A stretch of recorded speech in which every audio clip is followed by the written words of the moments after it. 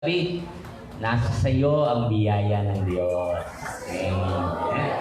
Praise God. Thank you, Lord. So let's start our service sa pamamagitan po ng panalangin. Hawakan po natin ang kamay ng ating katabi. Kakilala mo, hindi? And let us just pray for one another na ang mandama po natin ay hindi ang bigat ng buhay.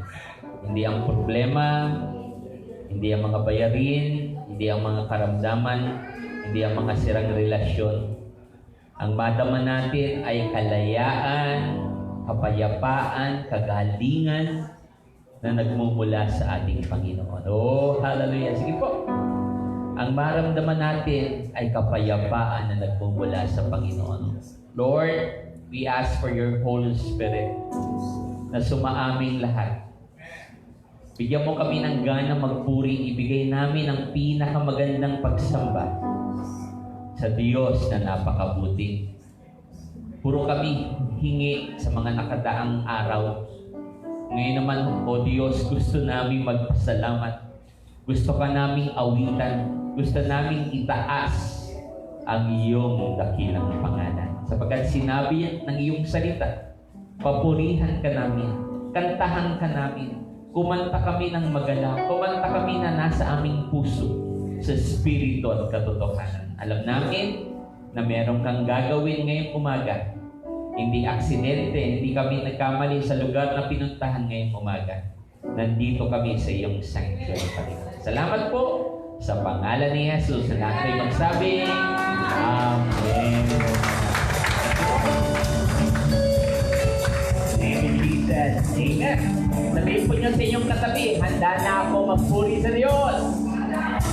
Amen. As the worship team will be leading us as we worship God this morning.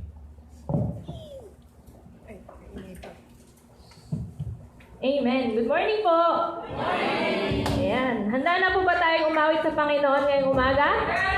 Ayan. Amen. And before we sing for the Lord this morning, gusto ko lamang pong basahin ang Psalms chapter 100 verses 1 to 5. Psalms chapter 100 verses 1 to 5. Shout for joy to the Lord, all the earth. Worship the Lord with gladness. Come before Him with joyful songs.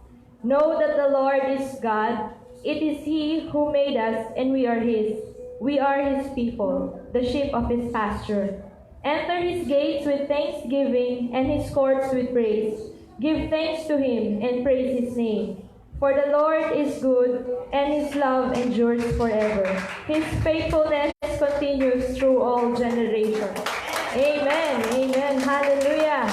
Ayan. Welcome po, bawat isa sa ating church. And masayang-masaya po ako ngayong umaga dahil po, na-miss ko po kayong lahat. Naririto na naman po ako. And to worship the Lord this morning. Amen. Ayan. So, naniniwala po ba tayong mabuti ang Diyos? Amen. Hallelujah. He is great and greatly to be praised. Hallelujah. Let's focus our eyes on the Lord this morning. Huwag po muna natin kausapin yung katabi natin. Si Lord lamang, si Lord ating kausapin ngayong umaga. Amen. Hallelujah. Let's worship Him. Let's clap our hands and praise Him this morning. Hallelujah. Yes, Lord.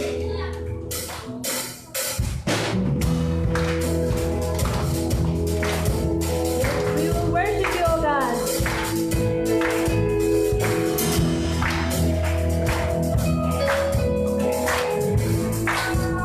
Yes, Lord. We stand here in Your presence.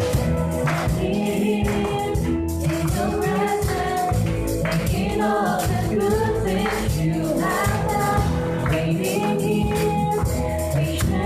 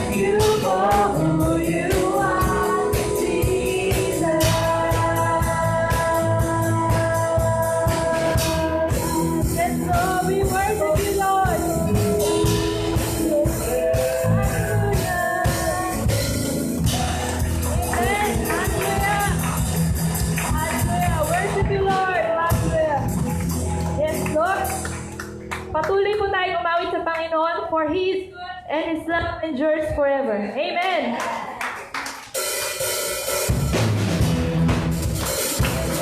Let's dance for the Lord this morning.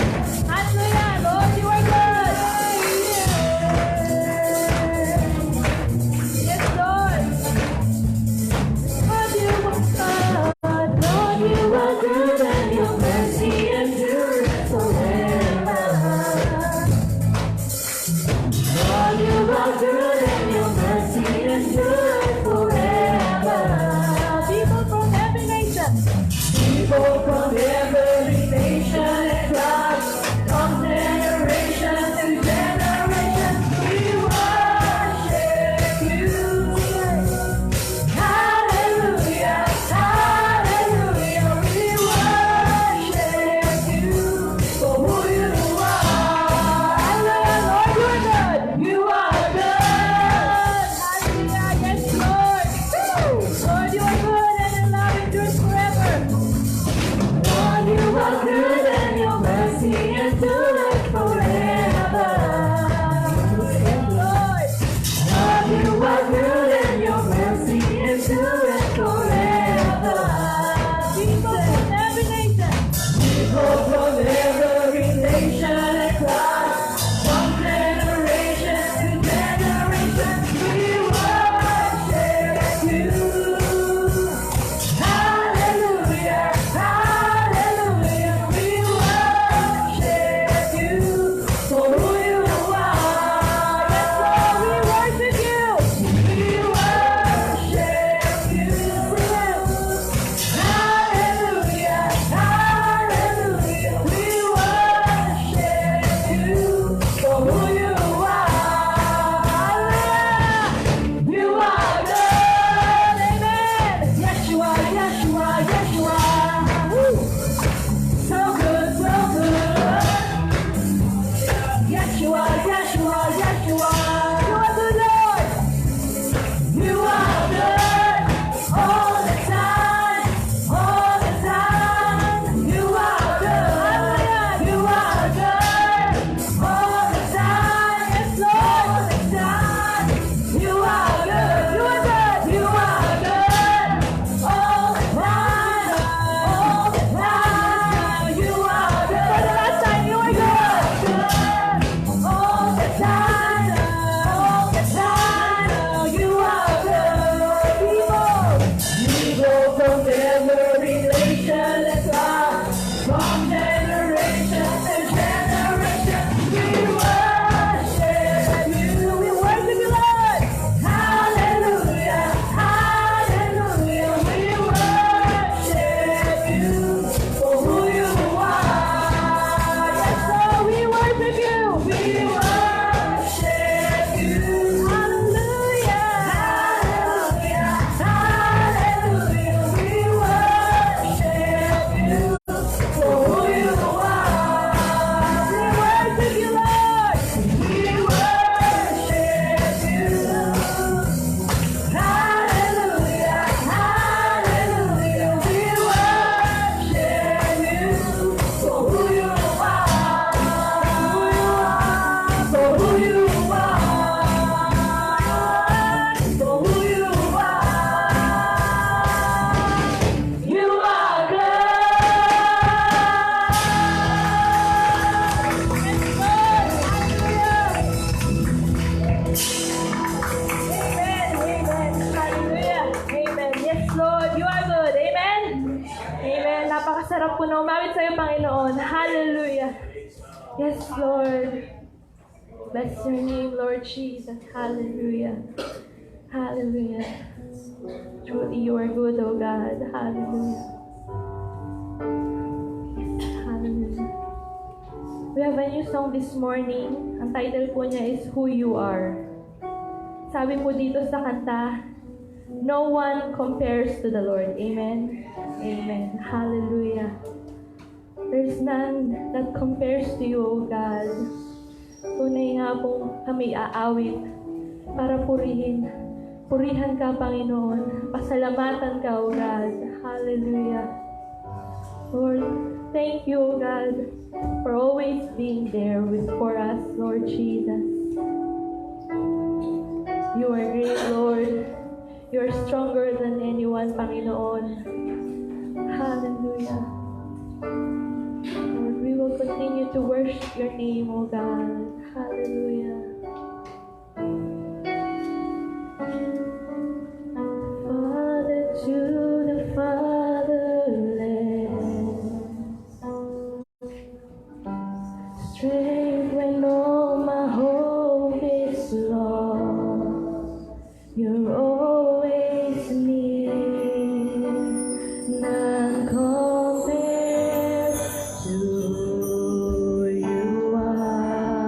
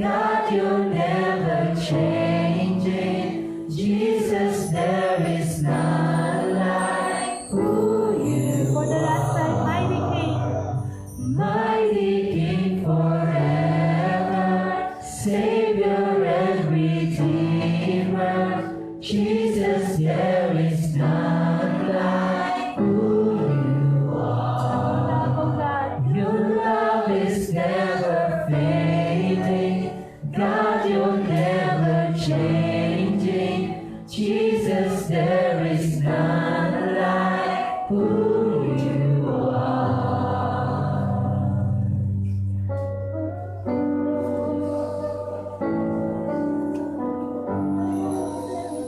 Like you.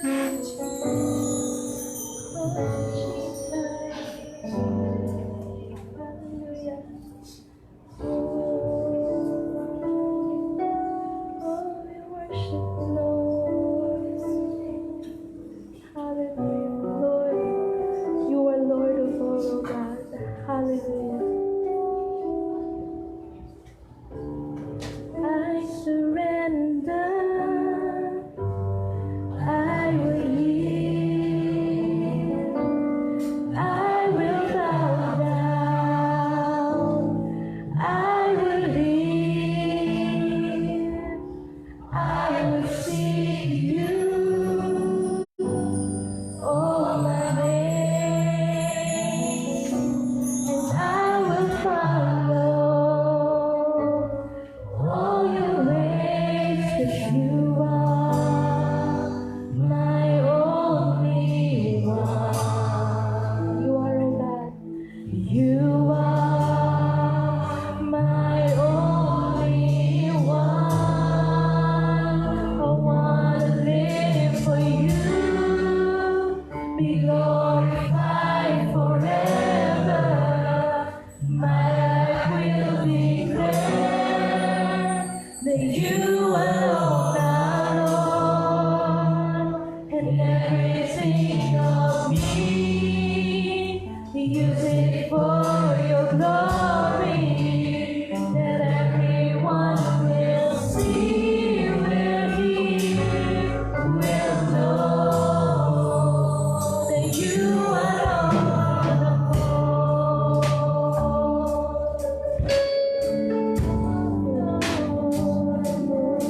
Hallelujah. Oh, we worship you, Lord.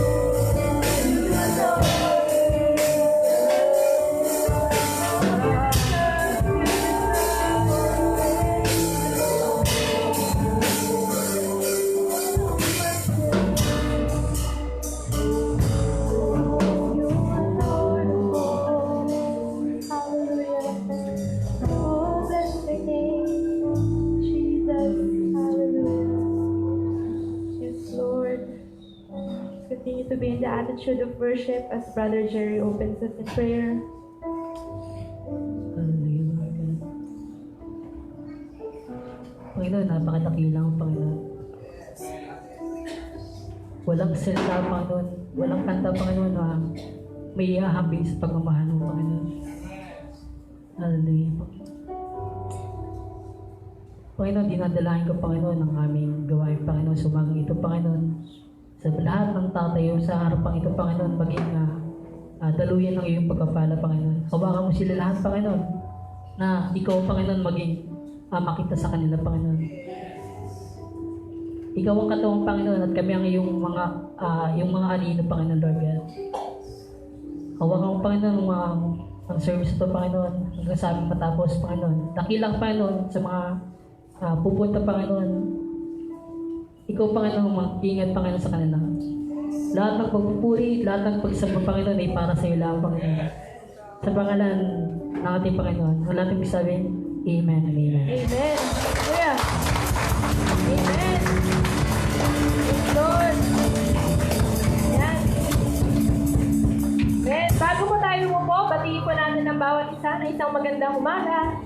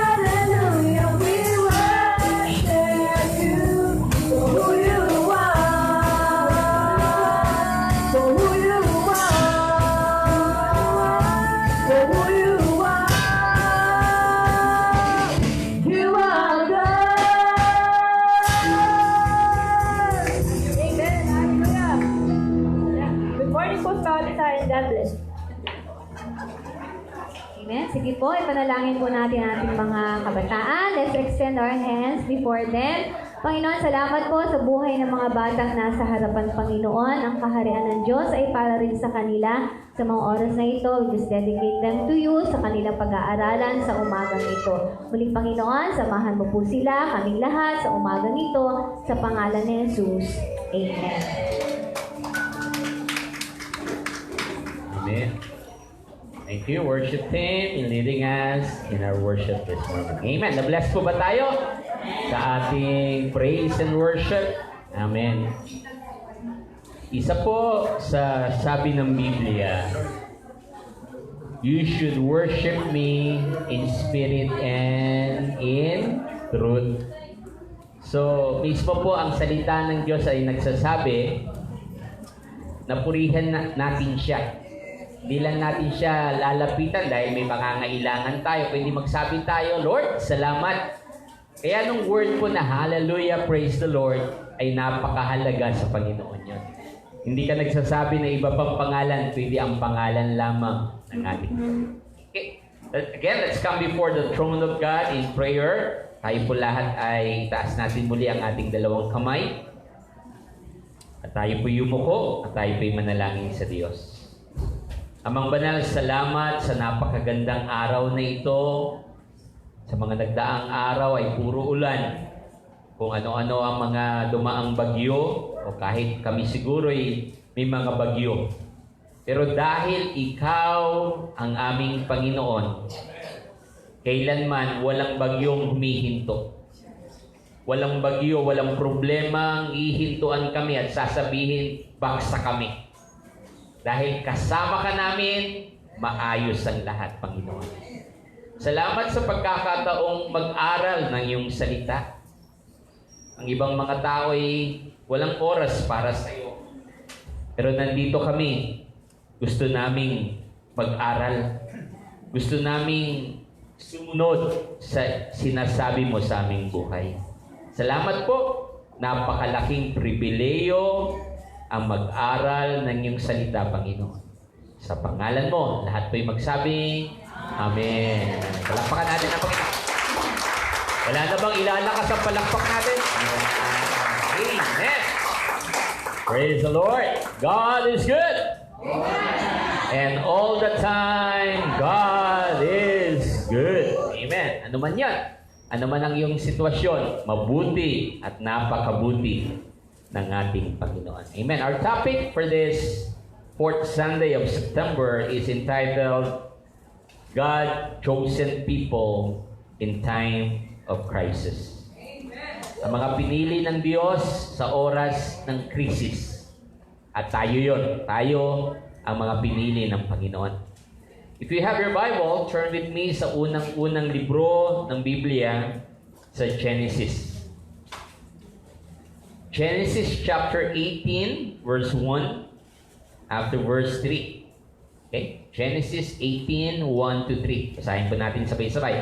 1 to 3. The Lord appeared to Abraham near the great trees of Mamre, while he was sitting at the entrance to his tent in the heat of the day. Verse 2. Abraham looked up and saw 3 men standing nearby. When he saw them, he hurried from the entrance of his tent and met them and bowed low to the ground. Verse 3. He said, If I have found favor in your eyes, my Lord, do not pass your servant by. May God bless the reading of His Word. Now, in my introduction, Abraham, kung kilala po niyo si Abraham, di ba may sikat na kanta, Father Abraham. At tinatakan rin po si Abraham na ama ng pananampalataya. Bakit po? Talagang ibang klase po nung kanyang na-experience. Ultimo, ang kanyang anak ay pinapahandog ng Panginoon at sinasabi, kung mahal mo yan, anak mo, sige nga, ihandog mo yan sa akin. Ginawa po ba ni Abraham yun? Amen. Kaya tinawag po siyang Abraham, the father of faith. Now, ito pong ating pinag-aaralan ay napakahalaga po. Ang Diyos, alam po ba niyo, ang ating Panginoon ay hindi namimili ng edad? Kaya sabihan nga po niyo yung katabi mo, bata ka pa. Lakas na ka, bata ka pa. Ang ina naman ng ibang, bata ka pa. Amen? Kasi nga po, sa Diyos, ang 1,000 taon ay isang araw lamang. At ang isang araw lamang ay 1,000 taon. So imagine kung ikaw, yan edad mo, kung titingnan ka ng Panginoon, baka wala pang 1/4 a day yan eh. Yung tinitingnan na buhay natin, na akala natin ay may edad na tayo. Pero purihin po ang Panginoon, sa Diyos ay walang may edad. Pantay-pantay tayo pag tinignan tayo ng Panginoon. Walang special. Pwede pantay-pantay tayo. Lahat ay para lamang sa Kanya. Amen? Amen. Now, number 1 point is all about Abraham and Sarah. Okay? Remember Sarah? Sabi po ng Bible, pag si Sarah po ay naglalakad, halos lahat napapalingon. Yan. Ganun ka ba maglakad? Dahil nadapa ka, kaya lahat lumingon. Ha? Sabi ng Bible, sa tindi ng ganda ni Saray, lahat lumilingon. Alam ko mga tiga light of life, ganyan eh. Amen. Now, ang problema lamang ay may edad na si Sarah. Si Sarah po at this time ay 90 years old, 90. At ang love story ni Abraham at ni Sarah ay talagang masyadong makulay. Yung sinabi ng Panginoon kay Abraham, Abraham, dumakot ka ng buhangin. Ganyan karami ang magiging kalahi mo o anak mo. Tingnan mo ang bituin. Gaano ba karami ng bituin? Sabi nila, billions of stars. Now, ang problema, ito po si Abraham at si Sarah, prophecy yun ng Diyos, kahit isa, walang anak. Kung panahon po ng Old Testament at may asawa ka at wala kang anak, ang tingin sa iyo ng ibang tao ay ikaw ay sinumpa. Ganun po. Ganun po kagrabe ang tingin ng mga tao noon pag hindi nagkakaanak ang isang asawa at babae. Sinumpa yan. Pero thank God for this day, sa panahon natin ngayon, may anak o wala, hindi natin sinasabing sinumpa ka. Alam natin na may plano ang Diyos. Amen? So ito pong nangyari kay Abraham at kay Sarah, ay makikita natin, Abraham was a godly man. He was a wealthy man and a strong man. He knows how to have a true investment. Kumbaga sa negosyo, hindi mo siya maluloko. Magaling ang isip niya. Kahit saan niya tingnan, alam niya ang investment niya, alam niya kung saan pupunta ang pera niya, at alam rin niya kung paano kikita ang pera niya. Kaya during his time, si Abraham, isa siya sa pinakamayaman. Yan po bang katabi mo ay mukhang mayaman? Hallelujah. Sabi mo, ikaw ay isang mayaman. Declare niya. Di ba, madalas ko po sabihin, what you say, you become. Kaya kung madalas ka nagsasabing wala kang pera, talagang wala kang pera. Kung madalas ka nagsasabing may sakit ka, talagang may sakit ka. Pero kung always you declare, Lord, pagagalingin mo ko, Lord, bibigyan mo ko ng mga pambayad sa buhay. At dahil sinasabi mo yan at naniniwala ka, mangyayari yan sa iyo. Amen? So, isa pong malaking ehemplo ang buhay ni Abraham. Now, letter A, under number 1, is the tree visitor. Mapapansin po natin, si Abraham ay nandoon sa kanyang tent.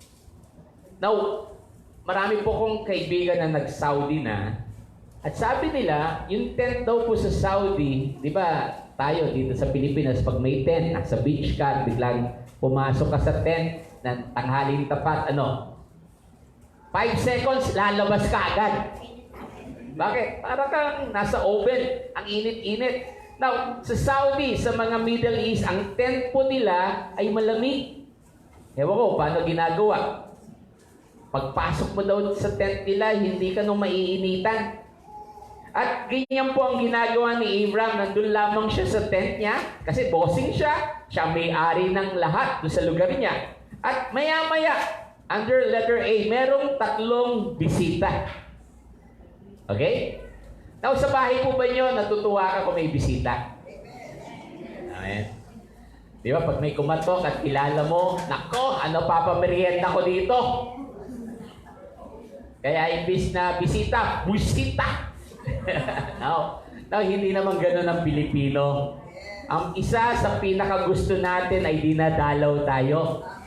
Kahit nga walang pera yan, pupunta ng tindahan, uutang, pwede bang mamaya na bayad kasi biglang dumating itong mga bisita ko? Now, ganun po ang naranasan ni Abraham para rin siyang Pilipino na ang pinakagustong gawin ay entertain ng bisita.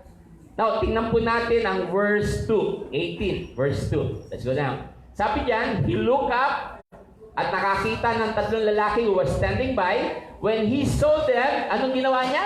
Takbo siya. To meet them, pagka nakita siya, paglapit niya, anong ginawa niya? He bowed low to the ground. Ito pong noo, talagang nakadikit yan sa sahig.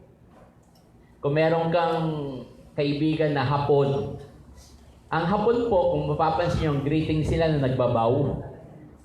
Diba? The more na magbaw ka, the more na humble ka. Kaya kung may Hapon kang i-greet, nagbaw siya, baw ka rin. Baw ulit siya, baw ka rin, paramihan kayo. Kasi ang mas maraming baw, yun ang mas humble. Ganun ang greeting ng mga Hapon. Now, dito po, he bowed low to the ground. Masyado siya kahit big boss na. Kahit siya na ang may-ari ng kumpanya, siya na ang pinaka-CEO. Yuko pa rin siya sa kanyang mga bisita. Now, let's go down. Verse 3. Ano po nangyari dito? He said, if I have found favor in your eyes, my Lord, do not pass your servant by. Ibig sabihin, dito muna kayo. magpapagawa ako ng merienda. Dito kayo sa ilalim ng puno. At maya-maya, bibigyan ko kayo na makakain at maiinom. Now, ang maganda po, if we go down from verse 4 up to verse 5, dinalan nga at nagsabi ng mga 3 bisita niya, sige, dito muna kami. Agad-agad po, kung babasahin nyo ang verse 3 hanggang verse 9, hindi mapakali si Abraham. Lahat ng resources niya, lahat na pwedeng ipakain niya o ihanda doon sa 3 bisita, ginawa niya. At ang utos niya, magmadali. Diba? Sa isang restaurant, kung hindi po nyo alam, tahimik doon sa dining hall, sa kainan. Pero tingnan mo yung nasa kusina, doon nasa lutuan, kagululot. Alam na alam yan ni Brother Jerry. Pag kumakain na ang mga tao, tahimik, ang ganda ng sound system, pero doon sa kusina, nagkakagulo. Now, ganyan po nangyari kay Abraham. Pinatakbo niya lahat ng pwede magluto. Yung asawa niyang si Sarah, sabi niya, magmadali, mag-bake ka para sa kanila. Now, ganyan po rin ba tayo? Excited ba tayo pag may bisita? Sabi na nga, wala akong kausap eh. Amen. Ganun po ang nangyari. And we thank God na si Abraham ay laging nagmamadali para maglingkod. Bilang Kristiyano po pala, sana po meron tayong puso lagi na handang maglingkod. Sabihin po niya sa katabi mo, gusto kong magpaglingkuran ka. Tingnan. Nakasapin ko naman yan bago matulog yan. Gusto kong paglingkuran ka. Di ba? Ang lagi natin sasabihin, magkano? Magkano bibigay mo? Gusto naman kita paglingkuran, pero magkano? Kasi mostly right now, ang tao, minsan hindi talaga kikilos yan, lalo kung walang bayad. Pero salamat kay Lord, pag nasa church tayo, it's always a labor of love. Now, ano yung sinasabi ko? Walang bayad, right? It's all for Jesus. Ang ginagawa mo, gusto mong maitaas ang Panginoon. At dahil sa iyong pag-ibig sa Kanya, gusto mo siyang ibigay ang lahat para sa Kanya. Amen? Hello? Amen? Amen. Now, under it, yung pinakain na nila, puntahan po natin ang verse 10. Let's go down. Yan. Now, letter B, the promise. Let's go down. Balik ka. Letter B, the promise. Ang pangako. Can we go verse 9 first? Verse 9. And where is your wife, Sarah? Now again, ilang taon na po si Sarah? 90. Wala namang 90 na dito, di ba? Wala. At grabe ang beauty ni Sarah. Amen? Ang babae po kasi ay may tinatawag na time na pag nagkakaedad ng menopausal period. Ibig sabihin, hindi na pwedeng manganak. So sabi niya, nasa nung asawa mong si Sarah? They're in the tent. Siguro naghahanda. Now if we go down verse 10. Then the Lord, now isa pala doon sa 3. Sino kaya? It's the Lord. I will surely return to you about this time next year. Kung September kayo, next September. And Sarah, your wife, will have a son. 90. Hindi lang menopause, overpause. Di ba? You can never go out sa isang mall. Tapos siguro 100 years old na ng babae. Tapos nagdadalang tao pa. Tapos sasabihin mo, Nay, ano nangyari sa'yo? Sasabihin ng nanay, aksidente lang yan, anak. Aksidente pala. Now Sarah was, anong ginagawa ni Sarah? He was listening. Doon sa entrance ng tent, which was behind him. Now verse 11. Abraham and Sarah were already old. Again, kanina sinabi ko walang matanda kay Lord. And well advancing years. And Sarah was past the age of childbearing. Sinabi mismo ng Bible. Nalampas na, hindi na pwede. Hindi na pwede si Sarah magdalang tao ulit. Pero in verse 12. So Sarah, nung nadinig yun na magkakaanak next year, siya ay Natawa. Nakakatawa talaga. Sabi ni Sarah, kahit maganda ako, kahit lahat napapalingon sa akin, kailanman hindi na ako pwede maganak. After I'm worn out and my master is old, will I now have this pleasure? Now in verse 13, di niya alam, nadidig ng Panginoon, bakit siya tumawa? Will I really have a child now that I am old? Now, ito po gusto ko verse 14 na sinabi ng Panginoon. Is anything too hard for the Lord? Basahin nga natin, mas malakas yun. Is anything too hard for... Mas malakas ba po? Is anything too hard for the Lord? Para yan sa problema mo ngayon. Meron bang mas mahirap para kay Lord? Wala. Akala mo lamang malaki ang inaharap mong problema. We were, if you know, Pastor Burns po, nung ating isang kapatiran na pastor, kay anak niyang dalagitan, 22 years old, ay na-dengue. At Thursday ay 70 yata, anong plate count ba kung tawagin niya? Platelets. At nung Friday, nag-20 na. Tapos nung yung yesterday, nag-60 na. Kaya kailangan ng i-transfer ng dugo para lumakas-lakas ng immune system. Now, ang ating Diyos ay Diyos ng imposible. Ang bawat doktor po may espesyalista. Kung siya sa mata lang siya. Hindi pwede siya sa kung saan pa. Espesyalista siya doon. Now, ang ating Panginoon, ang espesyalista ng ating Diyos sa mahihirap, sa pinaka-imposible, sa hindi kaya ng tao. Kaya, mga dumadating po sa ating personally, sa pamilya natin, sa trabaho natin, sa negosyo natin, anumang hardship na yun, walang imposible sa Diyos. Pwede ba natin palakpakan na malakas po ang Panginoon?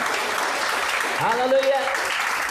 Kaya, nung letter B na salitang the promise, may pangako ang Diyos sa iyo. Again, kung i-rewind natin ng mga pinag-aralan natin for the past few weeks, ang tao mahilig mangako. Pero huwag kang masyadong umasa sa tao. Masasaktan ka lamang. That's true. Ang sabi ng Diyos, umasak tayo sa Kanya, sa Kanyang mga pangako. And I'm telling you, hindi ka mapapahiya sa Panginoon. Ang tao siguro makakalimot sa iyo. Ang ibang tao, kahit kamag-anak mo, kahit best friend mo, makakalimot yan sa kanyang mga pangako. Pero hindi ang Diyos. Pag nangako ang Diyos, tatapusin niya. Sinabi po ng Bible, pag nagsalita ang kanyang mga salita, imposibleng babalik sa Diyos yan na walang nangyayari. Kaya pag nangako ang Diyos, hallelujah, pag sinabi ng Diyos sa'yo, gagaling ka pa. Pag sinabi ng Diyos sa'yo, hindi lang kita gagawing milyonaryo, kundi bilyonaryo. Oh, makapag-church ka pa kaya? Ha? Ay ngayon lang nga medyo inaangat-angat ka ni Lord, parang, ay Lord, busy na ako.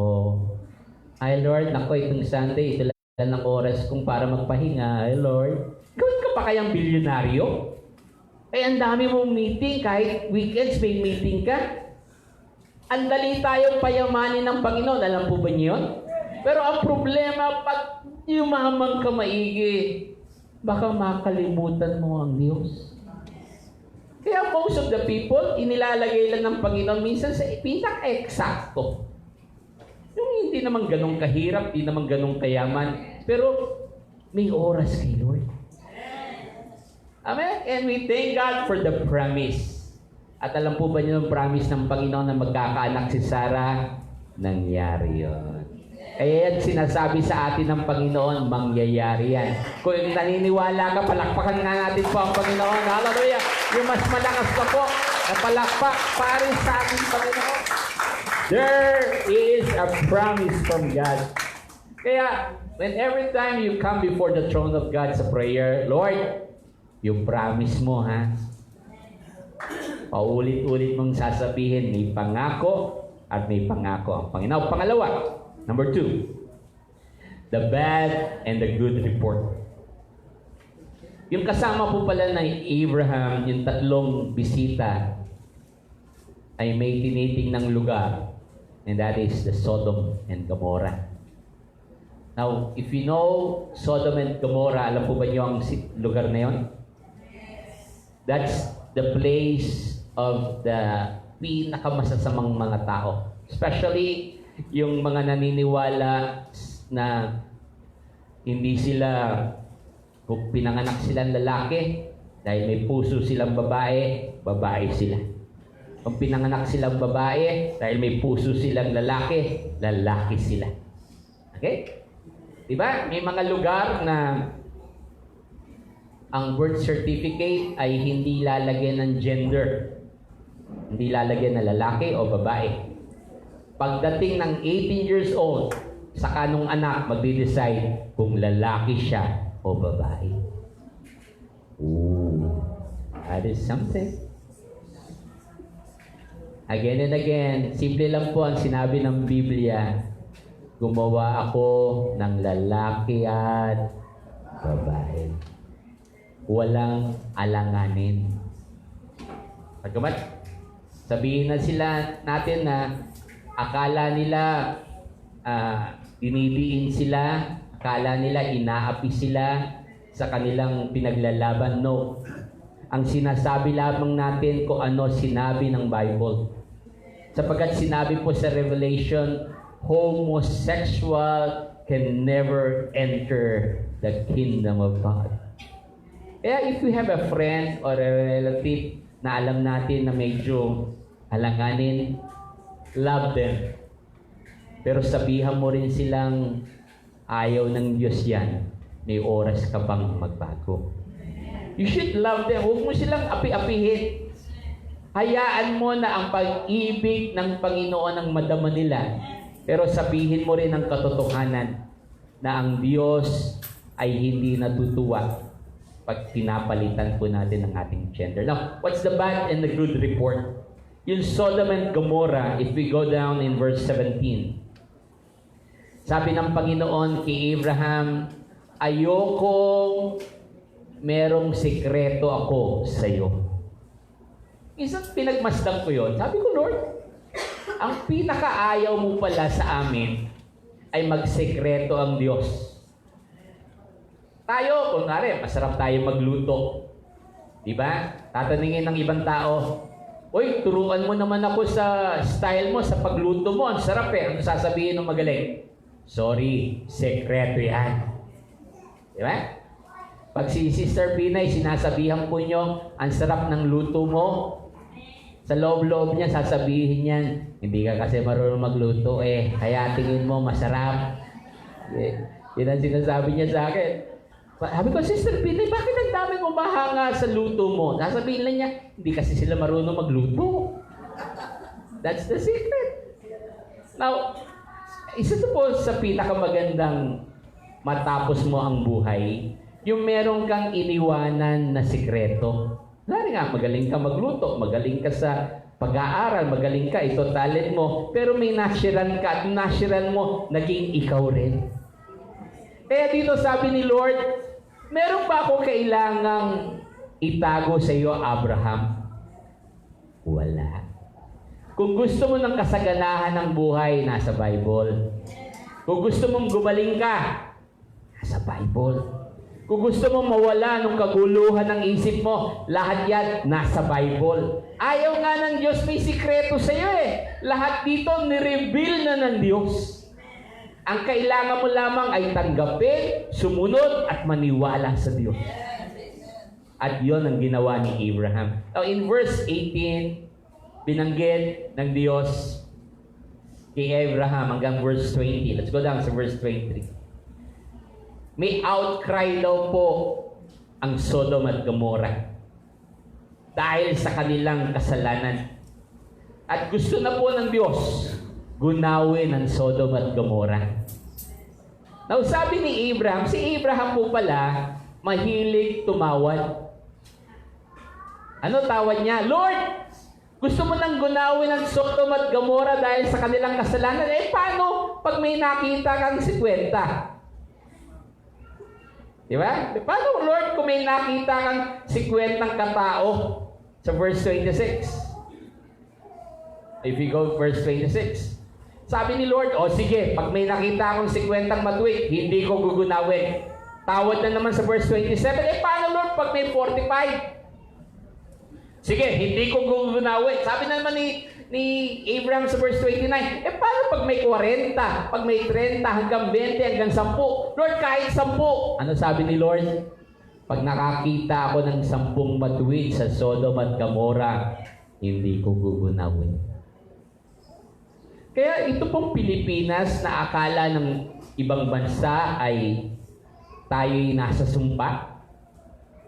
Sa dinami-dami ng mga anak ng Diyos. Sa dinami-dami na gustong sambahin siya dito sa Pilipinas, gugunawin ba ng Diyos ang Pilipinas? Gusto ba ng Pilipinas ang magdusa lamang puro sa hirap at sa hirap? No! I do believe may perfect timing ang Diyos sa pag-angat sa ating bansa. Now, hindi po kasagutan kahit presidente natin. Minsan akala kasi ng iba, pag iba na nang mumuno dyan, okay na. Diba? Wala pa rin. Pag ang Diyos ang mamumuno, magiging maayos ang lahat. Palakpakan nga natin po ang Panginoon. Woo! Come on! Hallelujah! Kaya nung bad report na nadinig ni Abraham na gugunawin ng Sodom at Gomora, pero sabi ni Lord, ang deal nila ni Lord, pag may 10, cancel ang gunaw. Hello? Nagkakaintindihan po ba tayo? Kasi ng mga tingin nyo sa akin, parang tanghalian na ako eh. Hindi pa naman. Okay, now, if we go to number 3, it's about Lot and his daughters that were saved. Pinadala po ng kasama ng Panginoon sa chapter 19 verse 1. Let's go there. Genesis 19 verse 1. Yung 2 angel ng kasama ng Diyos ay nagpunta sa Sodom at Gomora. Okay? It's not the word of Pastor James, but it's the word of God. Okay? Nakakasunod po ba kayo? Ibang lugar na, nandun po si Lot. Diba, kilala natin si Lot? Sino ba sila? Ng house and lot for sale. Yan, mahilig tayo siya. House and lot. Si Lot, L-O-T. Si Lot rin po parang si Abraham pagkakita sa mga anghel. Luhod rin. Sabi, dito na kayo matulog. Pero ang reaction, ang sabi ng anghel, no, di pwede. Pero ang maganda po kay Lot, mapilit. Yeah, may mga anak, pag sabi ng magulang, di pwede. Pero mapilit, susunod rin ang magulang. Kapasin ba niya? Now, ang Bible rin, minsan may sinasabi about prayer, about yung hinihingi sa isang judge. Kasi ang kulit ng babae, balik ng balik sa judge everyday dahil sa kakulitan. Anong sabi ng Bible? Binigay ng judge ang gusto niya. Kaya tanong mo nga sa iyong katabi, ikaw ba'y makulit rin? O sabi mo naman yan, makulit ka rin ba? So yun ang nangyari kay Lot. Now, sabi po dito sa verse 3, when he was preparing a meal, dinala na po ang pagkain ng tinapay. Now in verse 4, before they had gone to bed, patulog na po nung kanyang dalawang bisita. Now, I don't know kung alam ni Lot na angel yon. Ang angel po pala pwede mag-anyong tao. At pwede nating makausap. At sabi dito, every part of the city, nandun na po sila sa Sodom at Gomora. Sabi dito, sa bawat syudad, doon sa bayan na yon, doon sa syudad na yon, bata o may edad, anong ginawa doon sa bahay ni Lot? Pinalibutan. Puro lalaki. Now in verse 5, sumigaw sila, they call out, Lot, where are the men who came to you tonight? Nasaan anong dalawang lalaking kasama mo? ilabas mo sila para we can have sex with them. Isipin, I don't know kung naiintindihan po nyo doon. Bata't may edad, pinalibutan ng bahay nila at ang sinisigaw, nasa na ng bisita mong dalawa, ilabas mo sila para makipagtali kami. Tapos sila yung lalaki at ang nakita naman nila yung mga bisita nila ay pinakamadaling intindihin, they were homosexual. Panahon pa ng Genesis, unang-unang panahon pa, may homosexual na. At ang gumagawa no, from 1950, 1960, 1970 yata, di po ba mga homosexual ay iyang hiya sa ginagawa nila? Hindi sila pwedeng lumantad. Pero ngayon, ikaw ang mahihiya. Hindi sila. Ikaw ang bibigyan ng parusa pag itong lawyer bill ay matuloy, soldier bill ay matuloy. Yung insulto, yung sasabihin, bakit kami walang CR dito para sa amin ito? Nung rights nila na balikong, alam natin na hindi naman ayon sa gusto ng Diyos. At ito'y sumisigaw, ilabas mo sila lahat. Now in verse 5, ito po ang medyo 5 or 6. Let's go down verse 6. He went, sila lumabas. And on verse 7, sabi po niya, hindi pwedeng mga kaibigan dahil sa ginagawa niyo, it's wickedness. Now in verse 8, ito po, ewan ko kung ano masasabi niyo kay Lad. Meron akong 2 dalaga dito sa bahay na anak. I never slept with a man. Ilalabas ko sila sa inyo na ng 2 anak ko. I don't know kung naintindihan niyo yung sinabi nila. That is very dangerous. Isang ama na meron lamang 2 bisita, ang ino-offer na niya for sex. Sino? Yung 2 anak niyang babae. Sabi ko, Lord, bakit ganito? Bakit nasabi nila ito?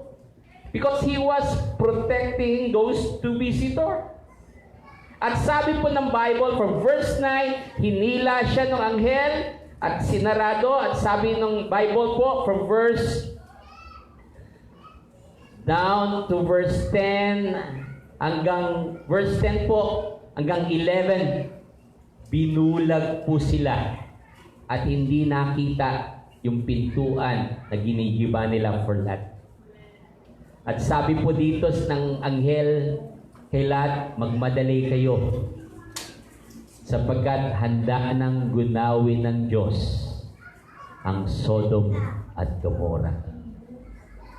Meaning, yung transaction po ng Diyos at ni Abraham, ilan po yun? Ilan po yun hinahanap lang? 10 sa buong syudad, 10 lamang na mapatunayang matuwid at may takot sa Diyos. Gugunawin ba ang Sodom at Gomorrah? Hindi. And I do believe walang umahabot na 10. Woo!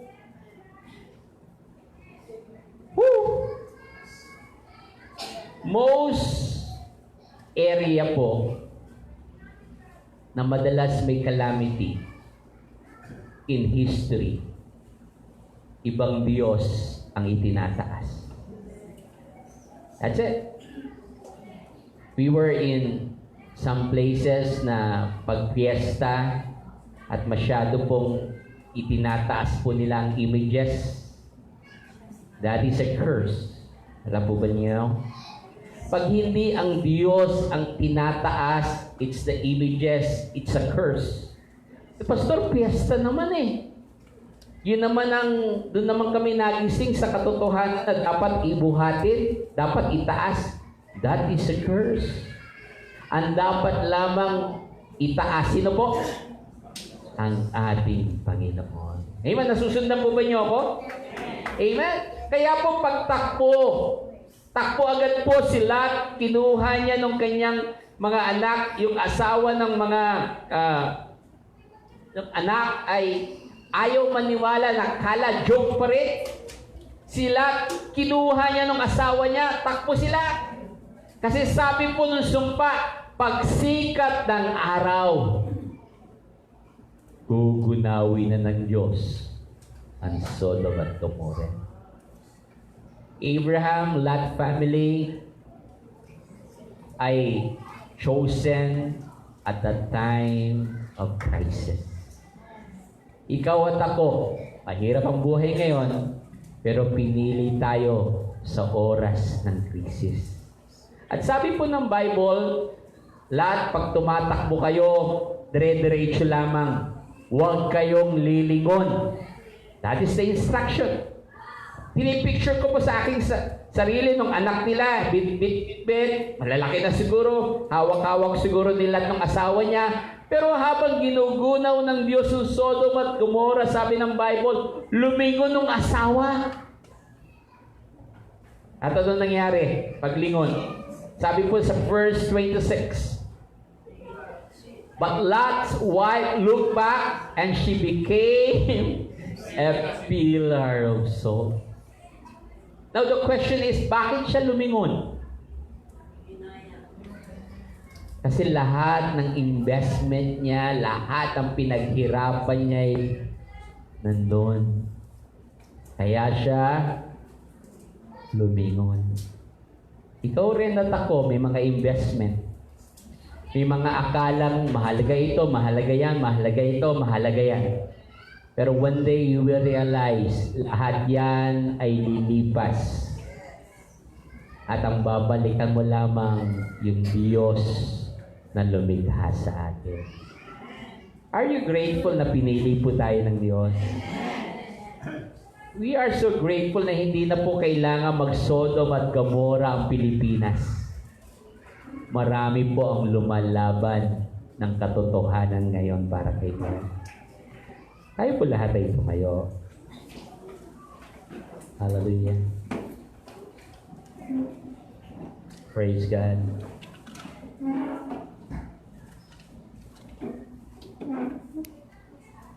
Hindi ko po alam kung paano mo naiintindihan ang salitang pinili.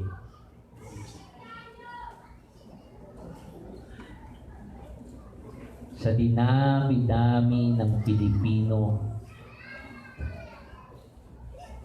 isa ka sa napili. May one time na isang graduate student, halos 1,000 silang gagraduate. Pero he was a summa cum laude. At ang isang sinagaw niya, sabi niya, salamat Panginoon. At pinili mo ko out of the 1,000 na maging honor. Now, there are almost 100 million Filipino right now. At sinabi mo, Lord, damay pa rin ako sa hirap ng buhay. Kasama pa rin ako sa traffic. Kasama pa rin ako sa dumadaing. Pero ang sabi ng Bible, anak, pinili kita. There's something in you na dapat makita ng mundo. And God has a big, big plan in our life. Kapatid, talo mo pa ang nanalo sa sweepstake o kaya sa lotto when you met Him as personal Savior of your life. Alam po ba nyo, lahat ay lilipas. Lahat ng lakas, lahat ng galing, lahat ng diskarte ng buhay, lilipas lahat yan. At ang tatayuan lamang natin ay ang salita ng ating Panginoon. I wonder if we can just thank God na pinili niya tayo. Sige po. Pwede mo bang pasalamatan ng Diyos na pinili niya tayo? Dapat katulad tayo ng sinunog na sa Sodom at Gomorrah. Dapat tayo ang ipinako sa krus dahil sa ating mga kasalanan. Pero ganun na lamang ang pag-ibig ng Diyos. At ibinigay niya ang kanyang iisang anak, si Jesus, upang ang sino mang magtiwala sa kanya hindi mapahamak, kundi magkaroon ng buhay na walang hanggan. Wow! I wonder if we can just hold on to our heart. Hawakan po natin ang ating puso. And just feel the beat of our heart. Yung tibok ng ating puso. Amen? Can you feel yung beat niyan? Alam po ba niyo, one day, that heart will stop. One day, when God called you, that heart will stop. Pero kapatid, kaibigan, habang tumitibok pa yan, gawin mo na ang para sa Panginoon. Amen. Huwag na nating hintayin kung kailan tayo ay magkaedad, wala nang ginagawa, saka ka maglilingkod, no? Habang may lakas pa, habang kaya pa ang lahat, sabi ng Panginoon, naghahanap ako na maglilingkod sa akin. Now, in response to that, can you say yes to that? Can you say, yes, Lord? I'm willing. I'm willing, Lord, kahit may pressure sa work, may pressure sa bahay, may pressure sa pag-aaral, I want to serve you, Lord. Huh? Dahil pinili ka ng Panginoon. If that is your prayer this morning, taas po natin ang ating mga kamay sa Diyos. Hallelujah. Lord, we are on the last days. Sa pananampalataya'y matira matibay. Pag umaasa kami sa simbahan, pag umaasa kami sa tao, babaksak kami. Pero ako, ang pag-asa namin ay ikaw, hindi kami babaksak, Panginoon. Lord, accept this life. Isa lang to, Panginoon. Kung may oras kaming magtrabaho, may oras kami sa aming pamilya, sa aming pag-aaral, sa aming barkada, from now on, magkaka-oras rin kami lagi para sa iyo. Lord, wag mong hayaan puro kami lamang ang nagsasalita sa panalangin.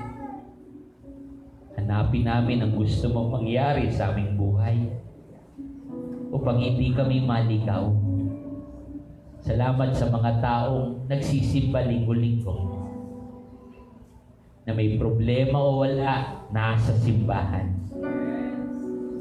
Dahil naniniwalang may Diyos na buhay na nasa taas. Lord, thank you for choosing us. Pinili mo kami. Kami na maloko. Kami na masama. Kami na lagi ang nasa isip ay para sa aming kaligayahan. Pinili mo pa rin kami. At hinihintay ang aming pagbabalik sa iyo. Salamat, Amang Banal, sa umagang ito. Salamat sa paalala ng iyong salita that we are God's chosen people. We give you praise and we honor your name. In Jesus' name. Amen. Hindi nakamalakas kong palakpak para sa Panginoon. Hallelujah. Come on. Palakpak na pinili ng Diyos. Palakpak na pinili ng Panginoon. Hallelujah. Pinili ng ating Panginoon. Thank you, Jesus. Amen. God bless you po. You may be seated. Let's come before the throne of God in our giving this morning. Thank you po, Pastor.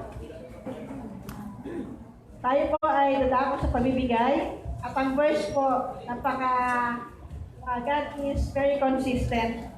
Sabi po doon sa John 15, verse 16, hindi kayo ang pumili sa akin. Ako ang pumili sa inyo. Hiniran ko kayo upang kayo'y kumayo at magbunga at manatili ang inyong bunga. At ito po ang promise. Sa gayon, ang anumang hingin ninyo sama sa aking pangalan ay ibibigay ko sa inyo. Tunay nga na we live by the word of God. Man shall not live by bread alone, but by every word that proceeds out of the mouth of God. Kaya po, kung tayo po ay may suliranin, go back to the Bible. Kaya lang nga, ito po ay para pong ginto na kailangan mong hukayin, kailangan mong bigyan ng panahon upang ang mga pangako ng Diyos ay tunay nga na malaman natin at ikabuhay natin. So sa pagbibigay, tayo rin po ay pinili ng Diyos upang pagpalain. Amen? Sabi niyo, ako ay pinagpala. Pinagpala. Kailangan po i-confess natin. At ang susi po ng pagpapala, alam niyo na, pagbibigay. We always give, hindi dahil sa marami tayong extra, kundi dahil mahal natin ang Panginoon. Amen? Amen. At alam niyo po, isa po sa pinapanalangin natin ay ang ating pong lote. At konti na lang po ang kailangan. At alam ko po na ang bawat sa atin ay pagpapalain ng Diyos upang maging kabahagi po ng lote ito. At pag meron pang mas malaki, ang building po natin. At sinabi nga kay Abraham, na sinasabi din sa atin ngayon, is there anything too hard for the Lord? May mahirap ba sa Diyos? Wala po. Ang kailangan lang ng Diyos ay isang pusong matapat na nagbibigay sa Kanya. Tayo po ay manalangin. Ama namin Diyos, salamat dahil pinala mo sa amin. Natunay nga, O Lord, na pinili mo kami, O God. Hindi kami ang nagpumilit na kilalanin ka. Hindi kami ang nagpumilit para magbigay. Pero pinili mo kami, Lord, upang maging kabahagi ng pagpapala mo sa mga tao. Lord, salamat Panginoon sa aming mga trabaho, sa aming mga negosyo na ginagawa mong daluyan ng pagpapala para po sa amin, O God. And we pray, O Lord, na sa lahat ng pagpapalang ito, huwag namin kalimutan na ikaw ay maging kabahagi. Maraming pong salamat sa pangalan ni Jesus. Amen.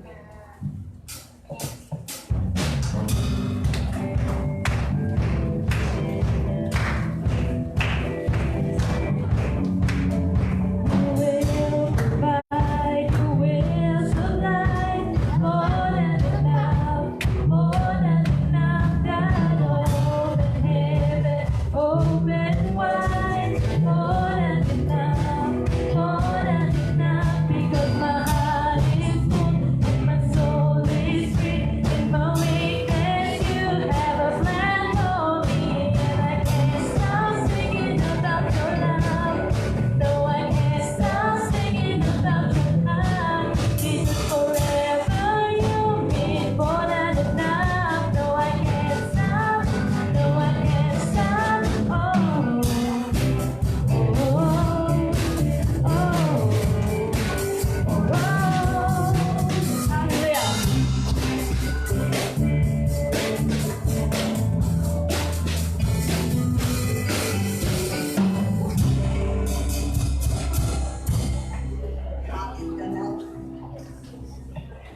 have some visitor by the name of Kendall Novik and Ryan James Pantura. Can you please rise? James at si Kendall. And salamat po. Amen. Nakakaupo na po tayo. Salamat. Kaya kung wala pa po kayong sinasambahan na katulad ng ganito, you are very much welcome na sumama po sa amin na magpuri sa Diyos at mag-aaral ng kanyang salita. Amen. Again, ng ating pong lot ay konti pong reminder, we are raising up 40,000 for the balance of the lot. 40 na lang po. At this week, we have a letter from our secretary, sa ating church secretary, dahil dahan-dahan natin tinatransfer na po.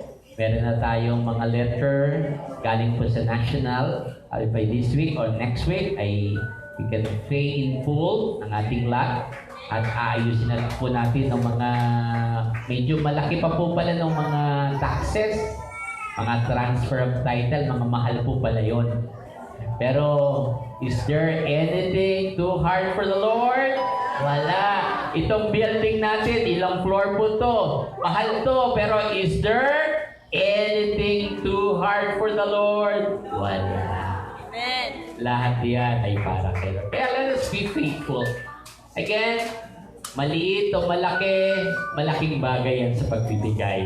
As long as nandun ang puso na gustong makiisa at makisama sa pagbibigay. Let's go sa ating mga announcement.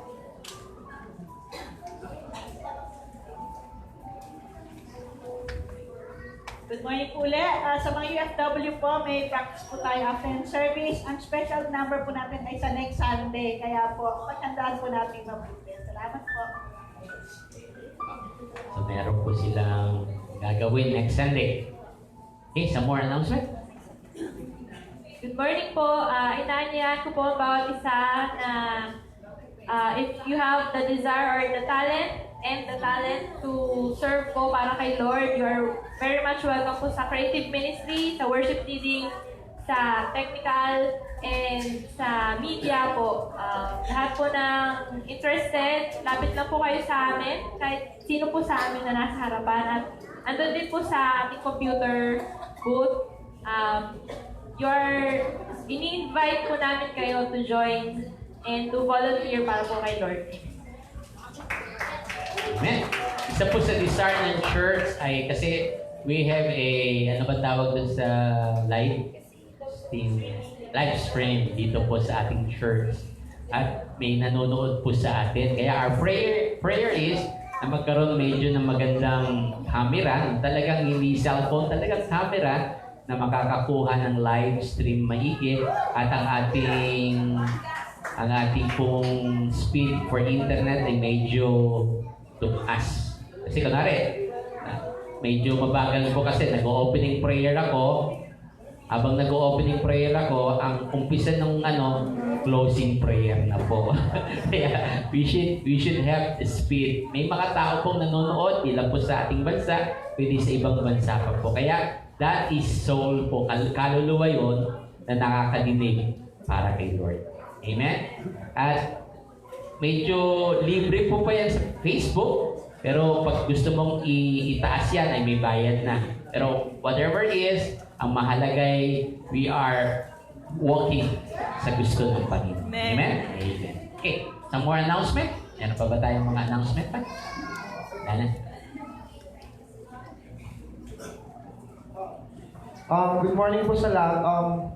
I am inviting everyone sa yearly na ginagawa ng Light of Life, which is every last Sunday of November is our Thanksgiving Sunday. So this year, every year naman, pag nag-Thanksgiving tayo, meron tayong pinapagpasalamat kay Lord. Amen po ba? Amen. But this year, may we give according to what God has given us. Nakalagay dito, a living testimony. Kasi nandito tayo sa church kasi tayo mismo pinagpala ng Panginoon. Amen? Pero, as we give to the Lord, hindi lang basta nag-thank you tayo. Ano ba yung pinapagpasalamat natin? Ano ba yung binigay ng Panginoon para magpasalamat tayo? So, sa last Sunday ng November, naway may ibigay tayo na pinaka-the best para kay Lord. Yun ako po, and God bless. Lord. Some more announcement? Amen. We are after ng mga department meetings ay meron po kami laging every Sunday ay disciple making. Tawagin po natin. Kaya unti-unti po dahil pagbaba po nito sa workers, ang gagawin po ng church ay ibababa po namin sa mga membro natin.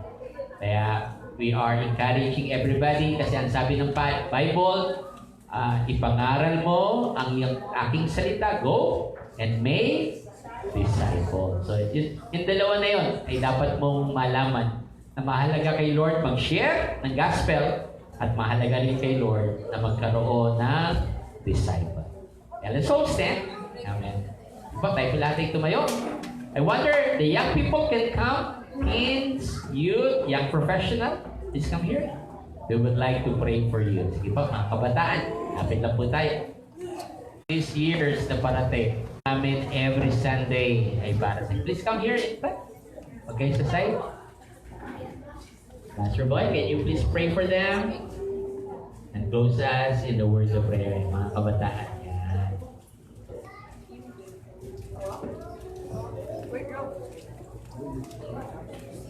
Hallelujah. Panginoon, salamat Panginoon sa umagang ito, Panginoon. Nandito ang mga kabataan na ito, Panginoon. Dahil sa iyong kabutihang loob, Panginoon. Maabot nila ang kanilang pangarap, Panginoon. Even man sa trabaho, sa negosyo, Panginoon. Lahat mga Panginoon dahil sa iyo, Panginoon, kabutihang loob sa kanila, O God. Salamat, Panginoon, sa mga proteksyon, sa bawat paglakad nila, Panginoon, pag-alis na sa kanilang mga bahay, Panginoon. Bigyan mo sila ng proteksyon sa masasamang loob, Panginoon. I know, Panginoon, na ang iyong banal na Espiritu, Panginoon, na naglukob sa kanila, Panginoon. Kaya ikaw, Panginoon, ang nagbigay sa kanila ng mga proteksyon sa mga kanilang katawan, Panginoon, sa kagalingan kung may mga sakit sila, Panginoon. Panginoon, sa kanilang mga magulang, Panginoon, lahat na yan, Panginoon, bigyan mo sila ng